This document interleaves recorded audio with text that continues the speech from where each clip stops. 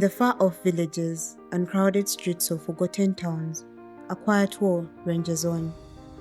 Not with weapons, but with silence, with fear, with the kind of shame that keeps people from speaking up. For generations, girls were told what they couldn't do, taught to believe their voices didn't matter, that motherhood was the end of the road, that the scars of abuse was something to hide, not to heal from, that ignorance was tradition and simply to be endured. Every month, millions of girls face a silent struggle, not with biology, but with dignity. In many parts of the world, a girl's period is still treated as something shameful.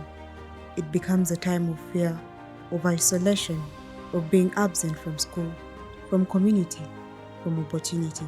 But this story isn't just about what's broken. It's about those raising to fix it. We have been implementing the Generation Gender program for 5 years now, and it is a program that has demonstrated a lot of impact within the communities, especially in Adjumani district. We have had a group of 12 peer advocates whose capabilities have been enhanced, who are now our peer advocates within the communities, championing the conversations of gender justice within their communities to ensure that these young people, the women and the girls, are able to access the justice that they require and need. Working under the Generation Gender Project, I was able to gain a leadership skill through the advocacy program we have on board. It has exposed me to the district people, making me known and empowering me with the district team and the stakeholders, including the implementing partners. I was able to gain visibility into them and strength to be able to present with the ability, and I was able to have space to present the issues affecting the young people. I know how much the project has supported us. I faced the challenge where I was impregnated at a young age, and I was not wanted in that home, and I had no support. But la jo office ni la jikalia angu kijena mo nyemana kitaibi jikuna mo office da. When she came to the office which was formed out of the GNG project, she was given a help. She was taught on how to sustain her own life. That is why I appreciate the project of GNG.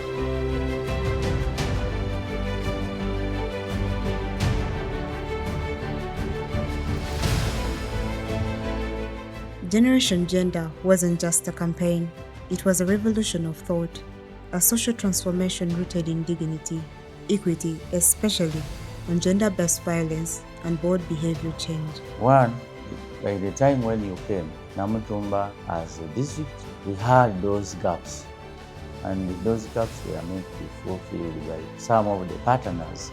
I think police can witness people are fighting each and every day in their homes, which actually can't bring involvement at their homes. Even their children were not going to school, because you know properly when people are not settled at their place, at their home, no development can take place. But since Generation Gender came, people have been very, very, very, very bright in getting knowledge in that thing here. So it has helped us in the whole district to an extent that there's a very big change. When many organizations stopped funding in Uganda, many girls stopped receiving help, and many pictured this as the beginning of sadness. Most of the girls have been facing challenges of the use of pads. Like, they find it hard getting pads because the disposable pads are expensive and most of them could not afford it. So this is going to be a chance to us, the girls of the area.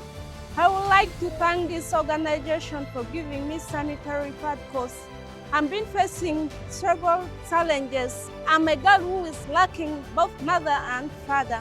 I do stay with my relative whereby they cannot afford everything what I need. They didn't just return to class, they reclaimed their futures with confidence and no shame. Generation Gender before nga tennajja mu kitundu kyaffe nganze akolera mu gundi mu saidi ya town council twali tufunamu obuzibuzibu enno sina butono bwali bungi kubanga nange ng'omuntu nalinamu obuzibu nganze nga sigendera nnyo ku gundi ku gender equality but bwe twagenda mu trainings ez'enjawulo nga tusupportingibwa generation gender twagenda tubanguka ng'abantu okusooka nze nganze n'enkyusibwa then olwo ne ntandika okuddayo mu community ne tugezaako n'okukyusa abantu ab'enjawulo. This project has provided different materials. They were able to come up with a simplified version of the different legal provisions, and we were able to distribute this to our district stakeholders here, right from the LC5 to the RDCs, COW's office, to the CDOs, to the CHAs, and some key cultural leaders and religious leaders. So they've helped us. We have had a vibrant, activated district chain link committee. We have had a vibrant, activated district GBV coordination committee, and this has all been empowered because of this G&G project. Change is not just in laws, but in hearts, especially the hearts of men.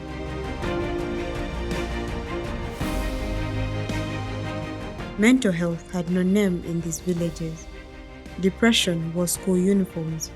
Trauma sat silently in classrooms. Generation Gender opened the door for healing, and behind it were the stories that needed to be heard.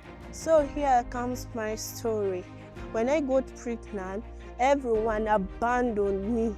I was just there for myself and what I had in me. I never gave up in life because I told myself that is not the end of everything I have to do. There are so many things that I have to do and I've not yet achieved it. I have to look for everything that will enable me to come back to school. That is what happened. And there is a piece of advice I want to give you, my colleagues who are out there, those pregnant girls, those who have given birth and have given up in life. That is not the end of everything. There is a single mother who has a boy, very stable, who was schooling, listening to P7. The guy failed the exam completely. Now, this man thought that is the end of his life.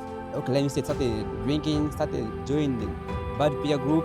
I personally taught him to avoid bad peer influence because it may lead to a bad thing. At the time when GND wasn't, we had a very big problem in my sub-county, whereby people living with HIV, the young people going to receive the SRHU services were not all that okay because there was no confidentiality, whereby these people could fear. Some of them could even go to Kenya for their tablets. Since these people living with HIV came to my sub-county, I advocated for them. I went to the in-charge, talked to the in-charge that why is these people not getting confidentiality. Now he told me, Nasta, I will bring that in us on book and we discuss what is the problem. So at that moment, in-charge gave me the feedback that he has changed that nurse, and to now, another nurse is attending what? People living with HIV.